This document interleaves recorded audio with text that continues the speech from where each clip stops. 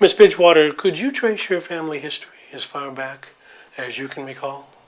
Well, I can say that my first husband, Cecil Bridgewater, did that for me. We were able to trace my family back to the early 1800s. I loved also growing up just where I grew up because I was in an African American community. This beautiful way that we used to be, where the children would go out to play and everyone on the block knew the children. And everyone looked out for the kids. And a neighbor had the right to scold you if you did wrong.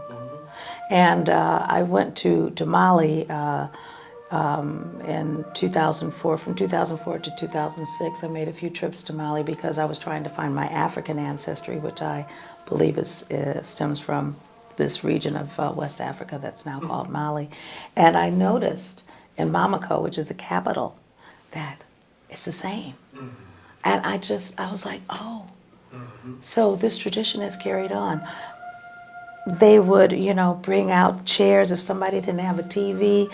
Then the person that had a TV would bring the TV out, and put chairs all around, and everybody would watch, like soccer games, and the kids would be playing under the street lights, and if a kid did something wrong, somebody could be walking by and scold the child.